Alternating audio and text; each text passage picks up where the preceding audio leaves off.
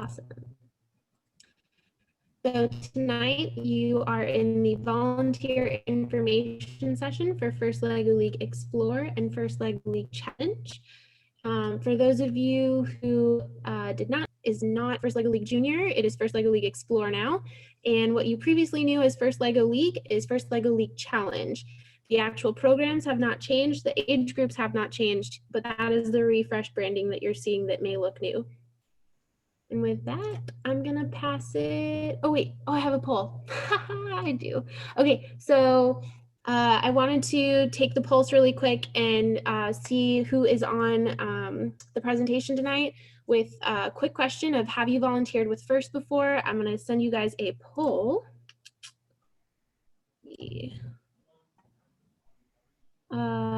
Dami or Joyce, are you able to do that? It says my polling session is inactive now.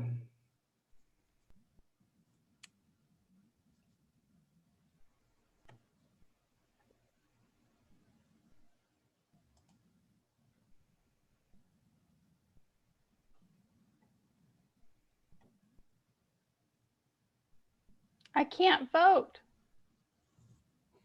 That's weird. I can't even launch the poll. It went away. The poll's up. Yes, the poll is up.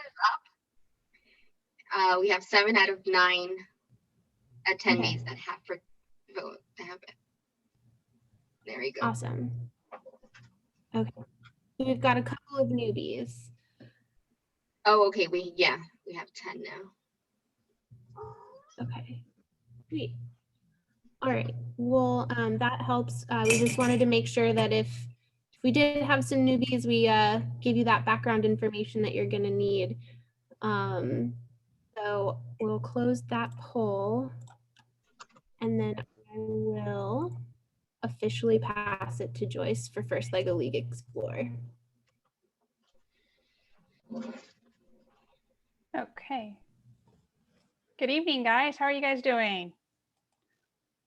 And I'm trying to, it's stuck. I can't move it to the next screen. There we go. We're going to do a small introduction in regards to what is First LEGO League Explore.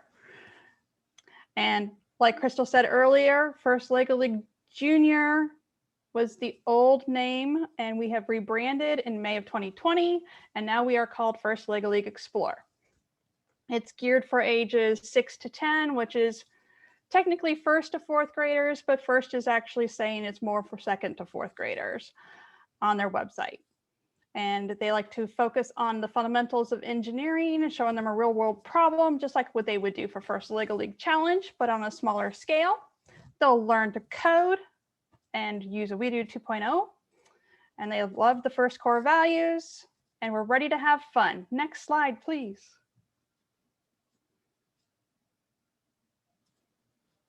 Okay, awesome.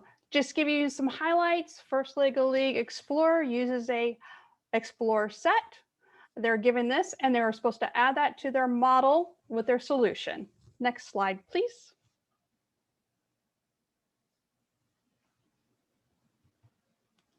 Okay, and there are 5 awarded areas, which will be their challenge solution, the coding that they can do, their team poster, their core values, or their team model. Next slide, please. Okay, this year the challenge solution is trying to help May and Marco create a new fun way for everybody to get moving. It's how you're going to increase your heart rate. Next slide, please. Okay, with the robot encoding, they use the We Do 2.0 from LEGO Education, and on that they actually do a drag drop series of coding. It's easy drag drop base. Anybody can learn it. I did, so, and I'm not an engineer. Next slide, please. Okay, and they actually get creative with some art during this. So we're not only STEM, we're also STEAM. They'll be making their team poster associated with their solution, their ideas, their core values, their team's journey. Next slide, please. And here's our first core values. Most of you already know what we all do for the first core values, so I'm not going to deep dive into that. But for the newbies, you can see what we do for first core values. Next slide. Go. All right, now the team model. The team model includes their Explor set with extra Lego pieces, and they create their actual model with this year's solution. So they'll be creating their own obstacle course. Need to get everybody moving. Next slide. Then comes their time to come to a festival to celebrate. Of course, this year is also going to look a lot different. We will be utilizing the remote hub, and then we could possibly have a small in-person, but that's still undecided because we are watching everything closely and wanting to make sure everybody is safe. So this is what some events actually look like when I was actually able to use Legoland as one of my event festival locations. Next slide, please. Now we'll open it up if anybody has any question in regards to what Explor is.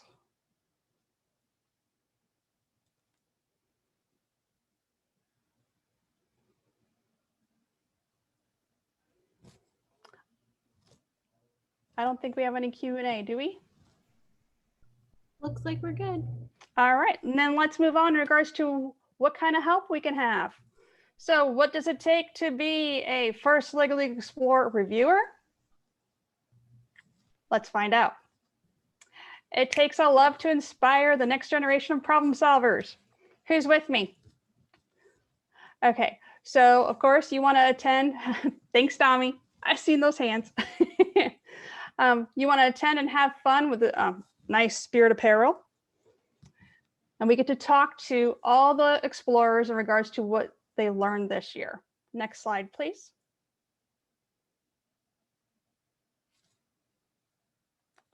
Okay, so who can be a reviewer this season? Because it's mostly remote hub, we are actually having to use reviewers that are 18 years old or older, but we do have an exception for our area that will like to use alumni from First Lego League, as long as they have gone through the program of one of the programs before. So hopefully we have some of those younger ones. They will be paired with a reviewer who is 18 years old or older. Of course, we'll also be doing training for this a little bit later and more of a deep dive, especially how to use that remote hub. Next slide, please. Okay, for reviewers, it's kind of simple. It's fun. You get to talk to the kids. We give you some questions, and then you fill out a rubrics. You can actually have your own questions too, but this is a guide to get you started. And of course, the rubrics is easy. You fill it out as you see the teams talking to you about everything. And then we come to the next slide. We get to deliberate. All we have to do is come up with an award that actually best exemplifies what that team did. It could have been any one of those awards. And we love to give everybody an award. So each team at the event or remote hub will be receiving an award of the reviewer's choice. Next slide, please.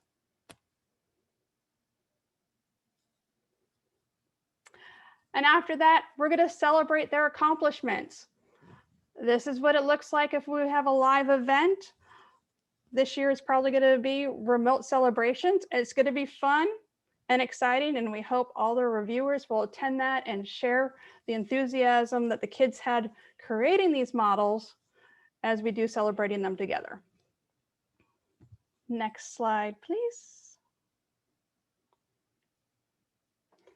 And now, questions and answers for reviewing and how to.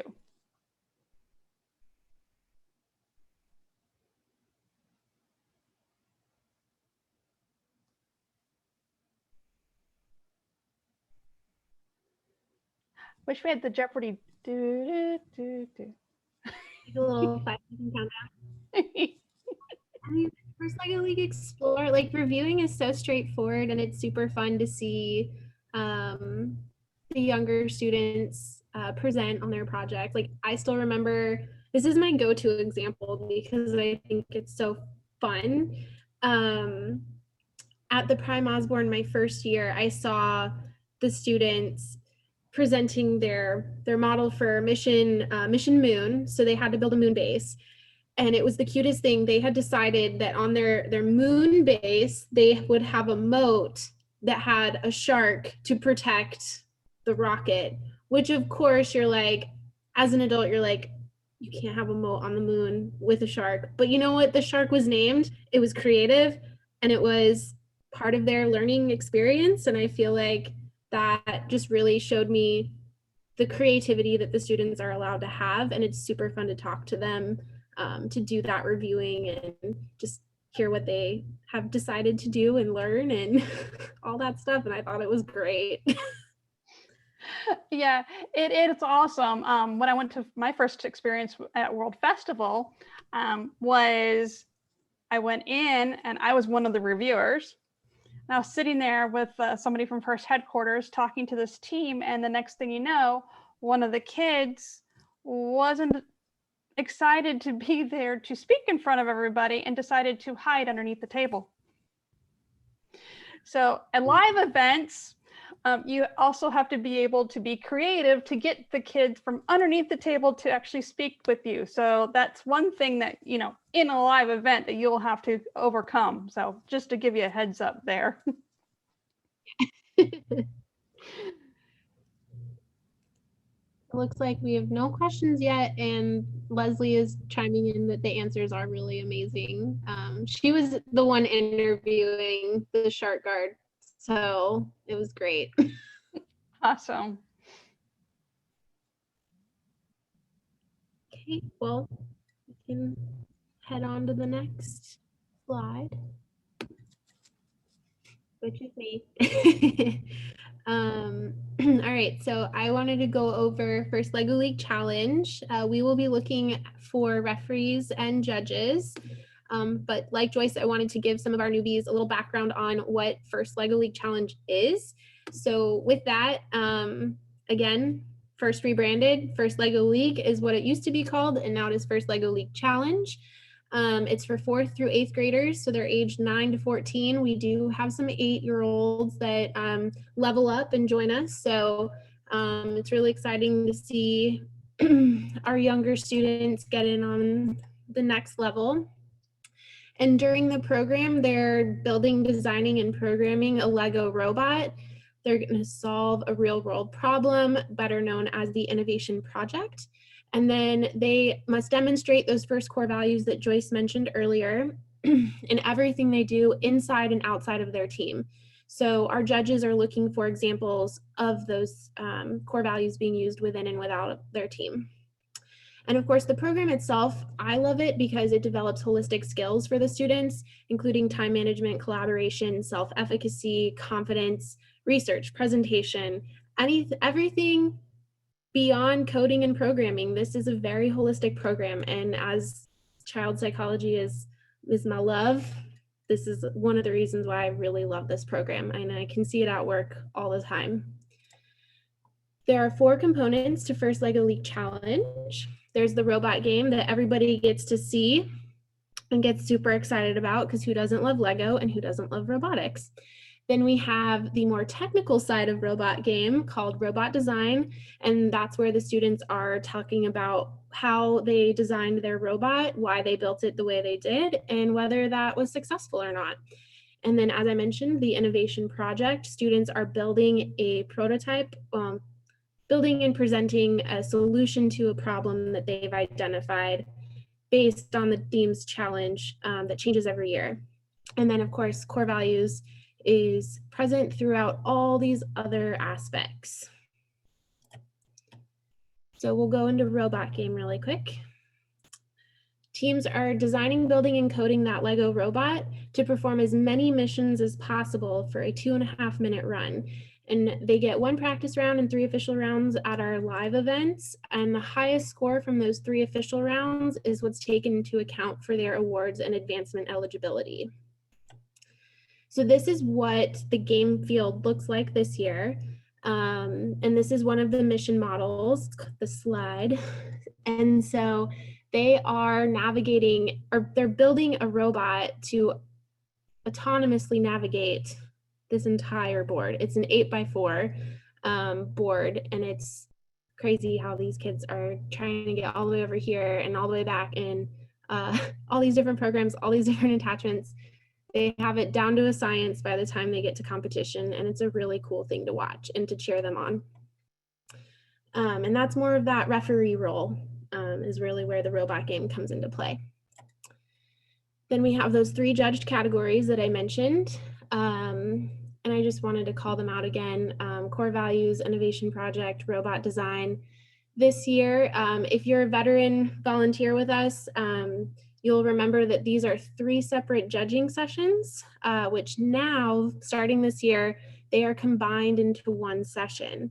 What that means, though, is that our core values judges don't have to know robot design, but we will have at least 3 judges in each lane that will be able to help and be more of a holistic, well-rounded judging session for the teams. There's our first core values again. All right, and then I wanted to go into judging. So who can be a judge? Most importantly, someone who wants to inspire and invest in the leaders of tomorrow, and you're not afraid to wear a funny hat or generally fun apparel. We do also have Lego League Reds. They're judge polos that we provide to our judging volunteers. And they're typically 21 years old or older. But this season, we are lowering it to 18 years old, and we are providing an exception to this rule. The rule for the 18 years old really does stem from the fact that our remote event hub that First is building for us to have these virtual events only allows access to those who are 18 or older. However, we recognize that our high school volunteers are some of our biggest volunteer pool, and that they need the hours, and we love the support that they give back to the teams especially after going through the programs themselves. So we are allowing judges to be alumni of First Lego League, at least a minimum of 1 year, and you just have to be 15 years of age. And student judges will always be accompanied by a judge who is 18 or older.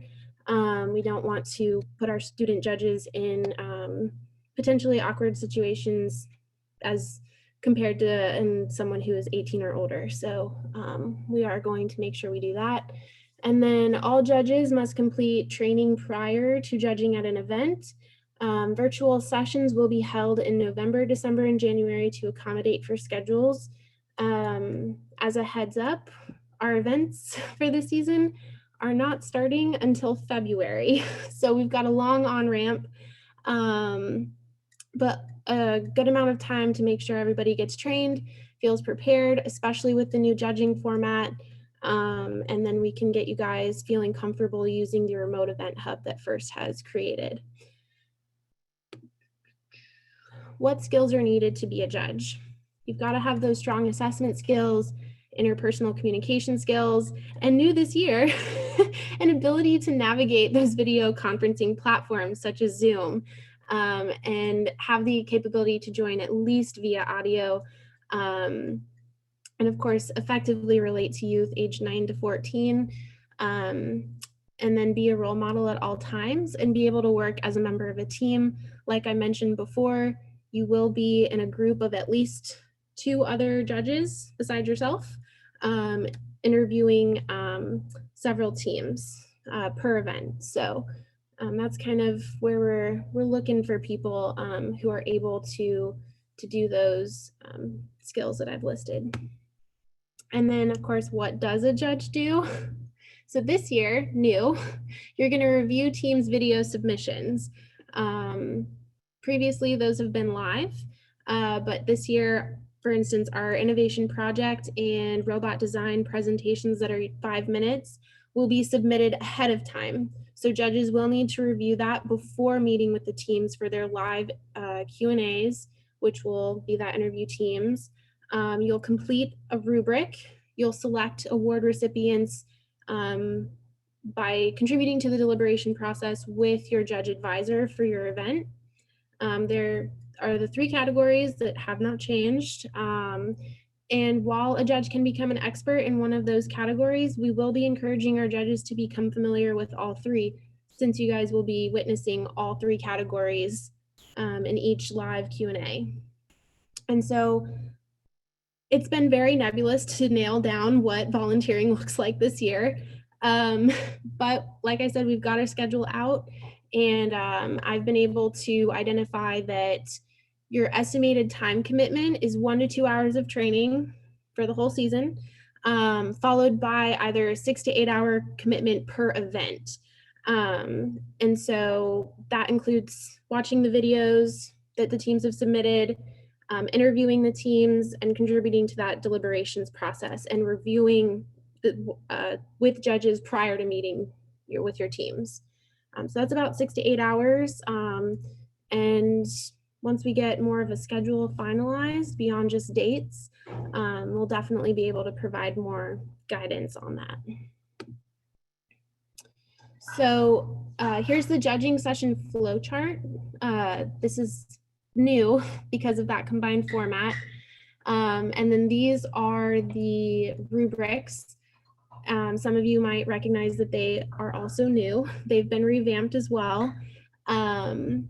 Some highlights are that there is no not demonstrated category, and exceeds is actually open for judges to write down how the teams exceeded expectations on these rubrics.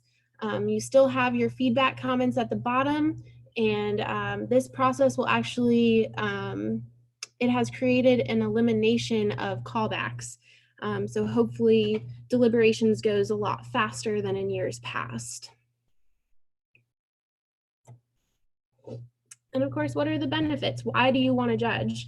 Well, it's a very significant level of responsibility for our events, and it's a great position to positively impact the quality of an event that a team experiences. You're getting to interact with teams and team members from Northeast and Central Florida. We are one region, and that's been, last year we had 410 teams.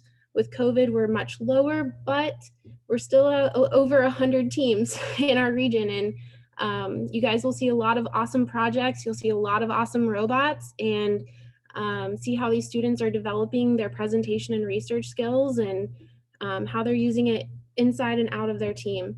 So it's a really, really cool position to really get to talk to the students. All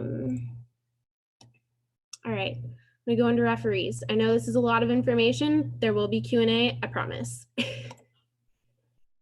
Okay, so who can be a referee? So this is much more open than judging, because judging is such a high important role, and referees are equally important, but we are able to open it up to at least 15 years old, because no prior experience is necessary, and we have lots of training provided for that. And so we will be doing virtual sessions because this is for Northeast and Central Florida. Again, those will be in November, December, and January. You can go ahead and get started, to be quite honest. The robot game rulebook is out, and you can check in with all of the challenge updates that include robot game rules updates. As a referee, you want to have it memorized. So you can go ahead and start before we even have our training sessions, and that's going to be really fun. And so we are looking at having virtual referees, but I'm hoping to offer some in-person robot game sites as well. So if you are interested and comfortable, we will have opportunities for in-person refereeing as well. What skills are needed to be a referee? That thorough knowledge of competition game and rules of play, that strong assessment skills, strong communication and diplomacy. You're working with students who really care about what score they've got. So you want to be very sure and fair in how you are assessing the end of match field state. Again, ability to navigate video conferencing platforms, because we will have some live Q&A with your teams just to sign off and give that consent on those score sheets and the final results. You want to be detail oriented, ability to effectively relate to youth aged 9 to 14, and an ability to work as a member of a team. You are part of our overall group of referees. So we really look for those who are able to work with our fellow referees and students. And what does a referee actually do? Well, you are going to review those video submissions of that robot match, or in person if that is your jam. You'll complete score sheets by identifying those rule violations, assessing the field for the scoring of matches, and participate in deliberations of contested calls and official scores. If you're willing to be a referee at an in-person robot game site, please email Dami. She's got her information right here, and we will be sending these slides to you guys afterwards. And our estimated time commitment. Again, this is very nebulous. We're still trying to nail it down as we try to figure out what the actual schedules for our events are looking like. But because of the rigorous nature of robot game, we are estimating 2 to 3 hours of training for that. Between reading those robot game rulebooks and staying on top of all of the changes that come down the pike once events start happening, you really want to maintain your knowledge on that. And then of course, we're estimating 4 to 6 hours per event. Those videos are a lot shorter, and the live Q&A with the teams to sign off on score sheets will also be shorter than those judging timeframes. So that's why I'm estimating 4 to 6 hours per event. These are what the score sheets look like. And so that's what you'll be filling out, albeit it will be on the remote event hub. So it's more like an interactive website to fill out your score sheets. And then you'll go over them with the teams before finalizing and submitting those. Of course, what are the benefits of being a referee? Again, it's a significant level of responsibility. It's a way to positively impact a team's experience with our events and the program. And you get to interact with the teams just as much as judges do. And you get to be excited with them as they are successfully executing those programs they worked so hard to code. And it's more of the fast-paced side of First LEGO League. And of course, you can see how all the different robots have been designed. So that's pretty cool. And then just like Joyce had, we also will be celebrating. It'll look different, like Joyce mentioned, but we're really hoping to still give out medals, still give out trophies to teams, whether that's a drive-by situation or we mail it, but having our referees and our judges on our virtual celebrations, we're really hoping to have that. As you guys know, judges always have a fun script that they will read to build anticipation of who's getting that award. And so we want to continue to bring those fun pieces to our award ceremony, even if it's virtual. And so we'll be working on some creative solutions to keep everybody super excited and on the edge of their seat during those award celebrations. Okay, the long-awaited promised Q&A. If anyone has any questions, you can unmute yourself or you can throw it in the chat, whatever works for you. This is Jim. Hey, have we decided on how those videos are going to be submitted and how we're going to review them, when we're going to review them? Do they have to be in a week before the Saturday or? So both the practice and the qualifier, the teams have a set amount of time to submit their videos and accompanying files. So like robot design submitting their code. That is before the events actually start. And then my plan was to provide Saturday timeframes, like in the morning, for judges to meet in their, what they're calling them, pods. We're calling you guys 3 peas in a pod.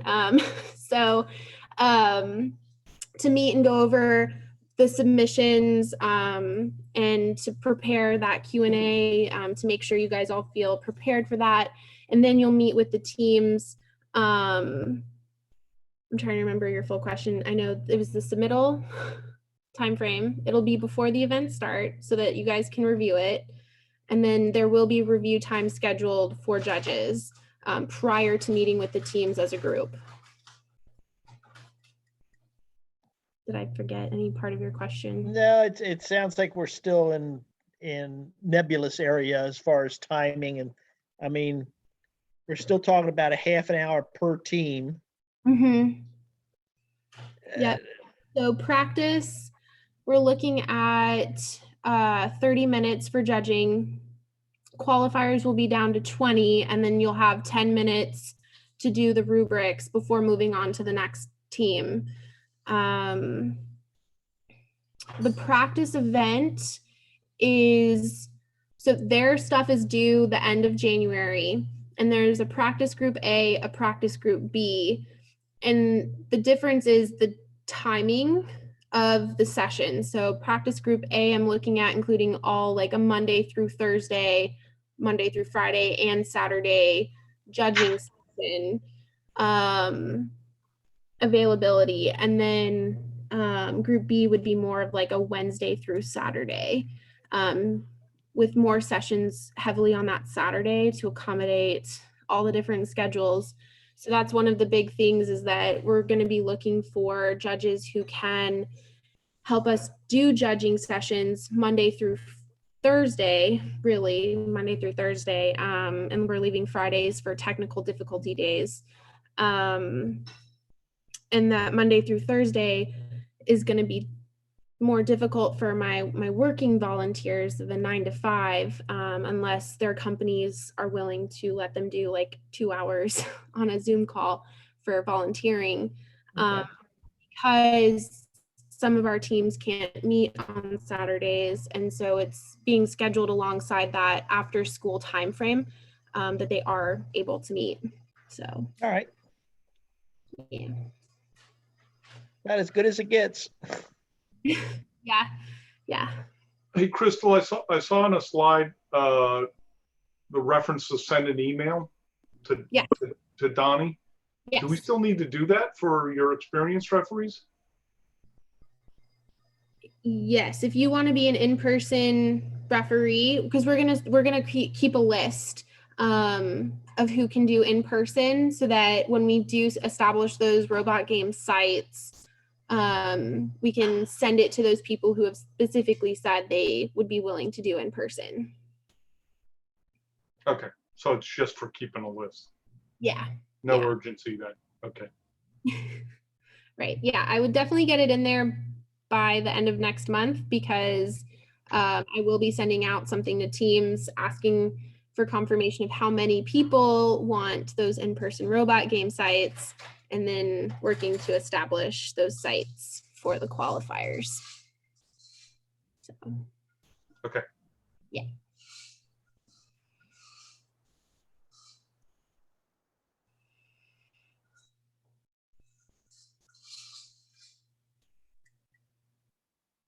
Any other questions? Crystal, I need to ask a question, but I'm not sure if this is a nebulous question or not, but with regards to the remote event hub, Yes. have you actually done it before on any live event, or is this uncharted waters? It is uncharted waters. I will be completely honest and transparent. So we first is creating this remote event hub platform in conjunction with Lego Education. And it is debuting. So we got the beta test site a couple weeks ago, and then they are going to launch it in December. They've asked us to push out our events until after December, which is really why I ended up making our practice in February, to give us all time to practice with the actual event hub. It looks very user-friendly. It is mobile-friendly. It is responsive.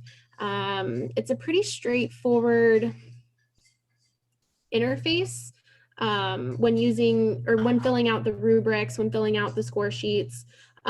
Teams will be uploading their videos and accompanying files to that remote event hub. So it's not like you have to download them.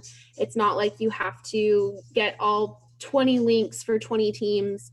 It's all going to be in there. Volunteers will be able to see what teams they've been assigned.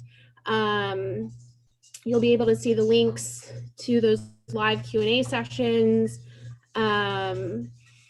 I just want to make sure that I have things as condensed as possible so you guys don't have to search for a whole bunch of stuff. I want to try to keep it as clear cut and simple and not a whole ton of links if I can do that.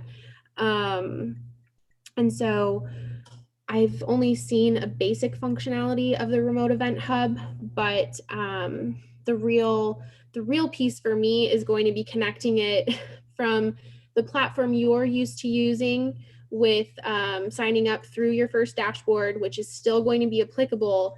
And then I will be adding you guys to the remote event hub based on your signups, and then you'll get access to the remote event hub, and then we'll go from there. I'll be doing a lot of training with it in any like office hours, basically, to help people feel comfortable using it and to see what they need to do.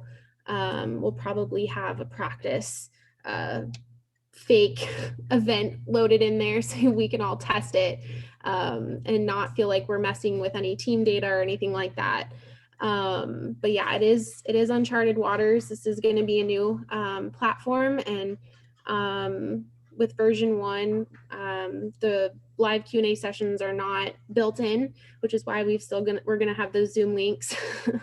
Yeah. So that was a perfect segue, because besides helping with the volunteering for the judges, if you need more volunteers just to help with the mock, remote hub, just to simulate one and set one up and practice, I'd be willing to spend some hours and help. So just put me on that uncharted or nebulous list, I guess. Sounds good.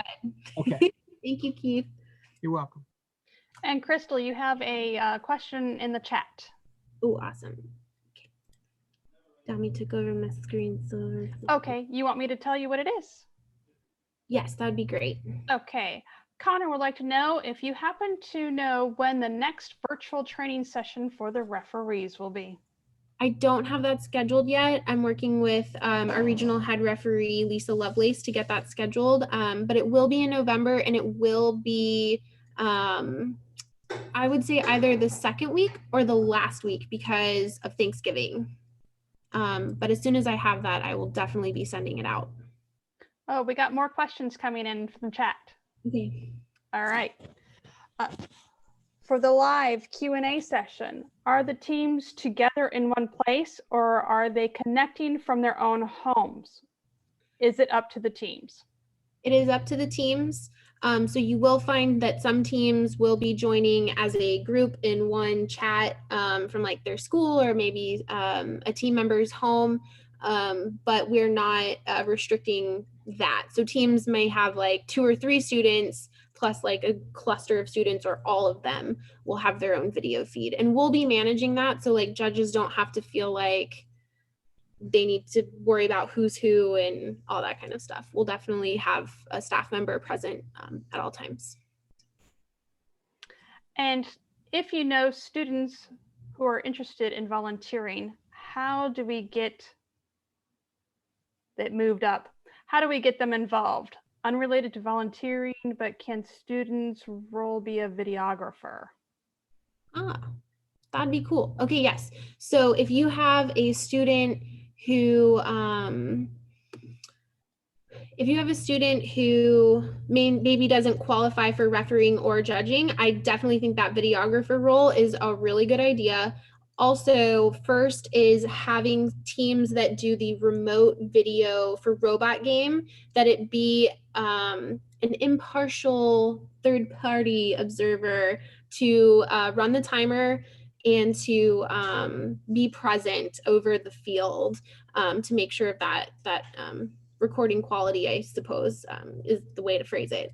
So the videographer is a really good idea. And then if they are interested in volunteering in general, I will post a link in here for our volunteer newsletter. I think because everything is nebulous right now, what I'm really relying on is that volunteer newsletter sign up, because I will be emailing all of our upcoming opportunities, our training, all of that will go out through my mailing list. And then of course it'll help you learn how to sign up to volunteer through the FIRST dashboard. And Dami's got a great video on that we will also be showing tonight. And all that kind of resource stuff. We'll have continual updates and sessions to keep everybody in the know. Awesome. Now we have another question that just came in. Are referees restricted to choosing between in-person and online, or are they allowed to participate in both types of game sessions? They are allowed to participate in both.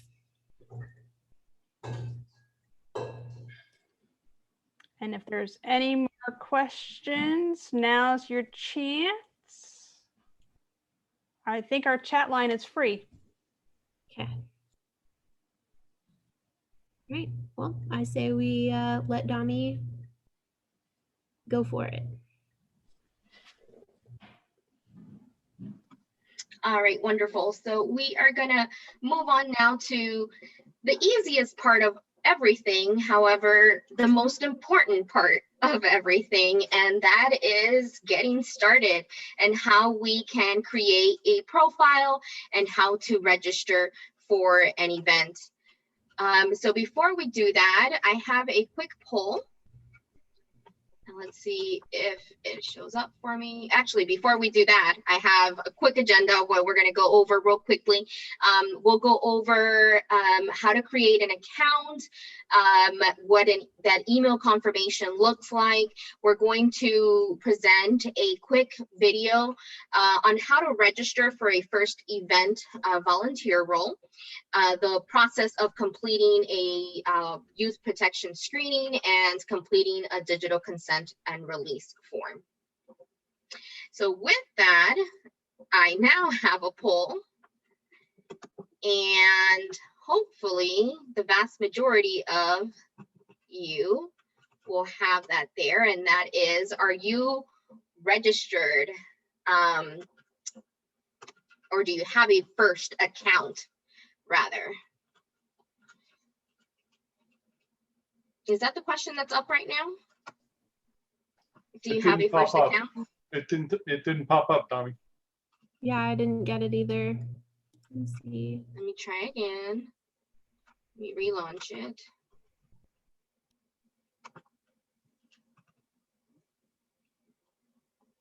That's not the one I want, but it's okay.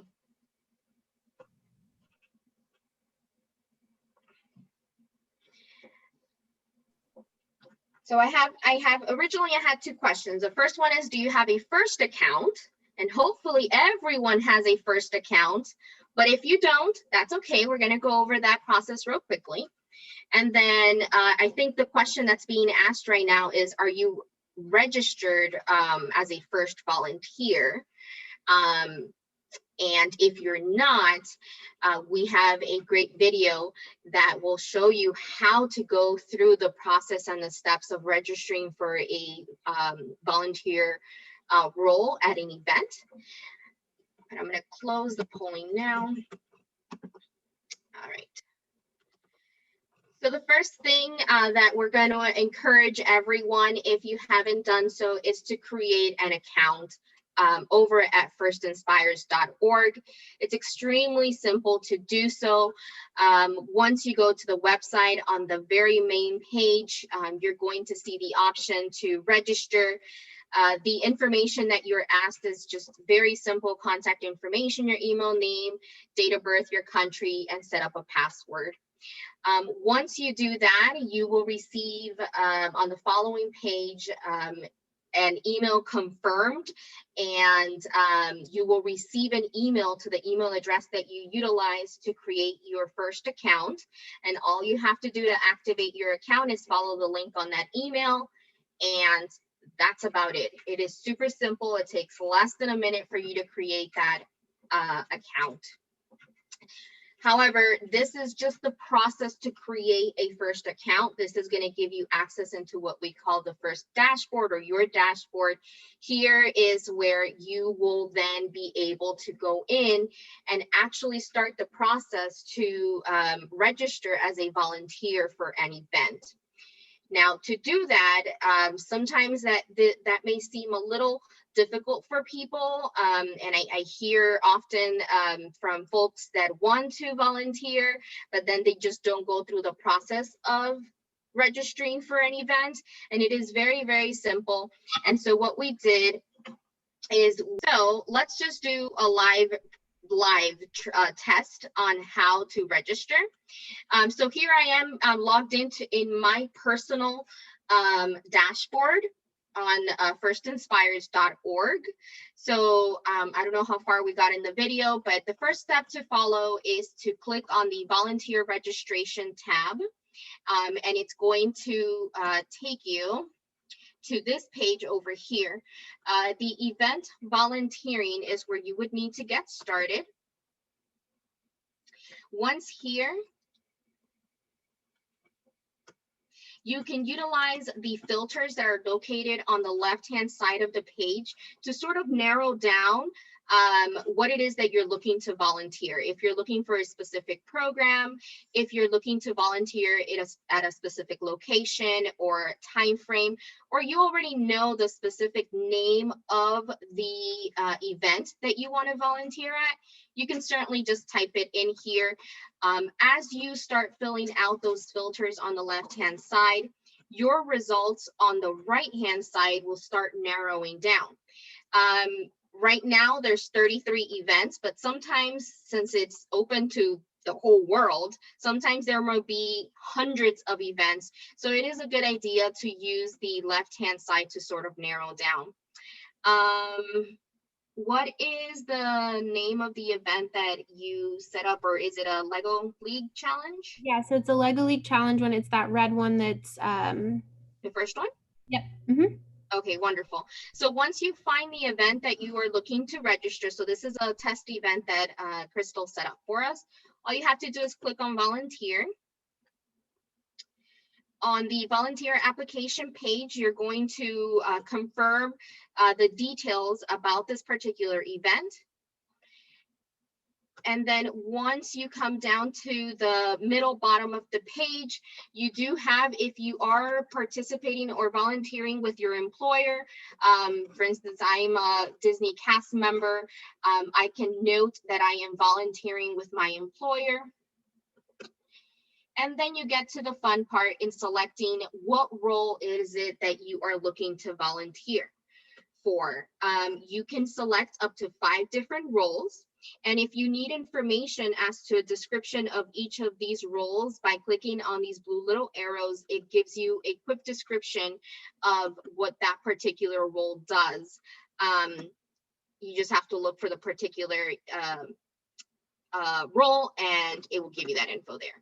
So once you start selecting the roles that you're interested in signing up with, you can then proceed to drag and drop in order of preference what you wish to volunteer for. This gives the event coordinators an idea of what it is that you would really absolutely love to volunteer as, and then they will set you up as best needed. Once you've done that, you just click next. Oh, I have to select an event, sorry. There you go. I click next. Once I do that, the next step is, if you are affiliated to any team, to keep things as fair as possible and things organized, we do ask that if you are affiliated to a particular team in this program, that you jot that information down here.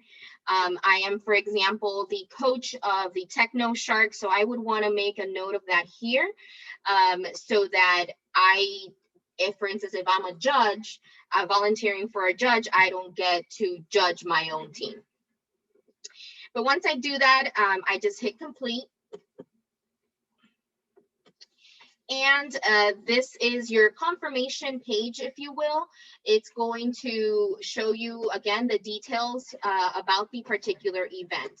But one of the most important things on this page is normally this bar that you see up here will be bright blue if you have not started your youth protection screening. The youth protection screen, it lasts about 4 years. So if you've taken it in the last 4 years, it will be grayed out like mine is. But if you're brand new, this is your first time, or it's been more than 4 years, you will see this blue. You just click on it. It is free. First pays for that screening. It takes just a few minutes to get it done, to fill it out. And then within a few days, you get an email back telling you that you are good to go. To volunteer for any first event, you have to go through the youth protection screening if you're 18 years of age or older. You may also hear this being called as a YPP. So if you ever hear anyone saying, hey, did you fill out your YPP? This is what this means. And then once you're done, you can either sign up for another volunteer event if you want to, or you can return right back to your dashboard. So once you have filled out that application, you will come back to the volunteer registration tab on your dashboard, and any pending applications are going to show up under pending applications. Once Crystal goes in and sees, oh, Dominique is a great candidate, then she will assign me to one of the event roles, and it will show up over here. Oh, I already have one assigned. Whenever this was quick, or was this the, oh, this was the last one, wasn't it? Yeah, this was the last test one that we signed up for. All of our Yeah. Once you are assigned to a role, this is where it's going to show up, and it's going to tell you what your status is, the role that you were assigned, the dates, and the details of the event once again. Here, I don't have it because I've already done it for this year. However, up on this page, you will also see, is it not here? It may not be here because I already did it, but if I go back to my presentation, once you are done enrolling or applying for the event and you get assigned to a role, you also have to fill out your consent and release form, which is going to be located on the top right corner. You'll see a bright red number letting you know that there's something pending in there. And that is all you have to do to register for an event, to register as a volunteer. That video is located over on YouTube if you want to share that video with any folks that you believe would like to register. If you are new with us and this is your first time and you have been inspired with this presentation to volunteer, please go ahead and create that account at firstinspires.org. And then once we start having and rolling out events, that is how you will register for them. Some additional resources available for first volunteers. If you go to firstinspires.org/volunteer, or ways to help /volunteer, but if you type in firstinspires.org/volunteer, you will be taken to the volunteer page with First. And I have that right over here. Or if you just go to firstinspires.org under the ways to help, you can click on volunteer and you will see all the information and resources that First has made available to volunteers. They have some goodies for volunteers as well, like backgrounds and badges and things like that. Here under register to volunteer, you will find a lot more information, steps to follow. And one of the greatest things available to us is the volunteer registration user guide, which gives you a detailed step-by-step PDF that you can download with how to register as well. Right. And that's it for me. Any questions?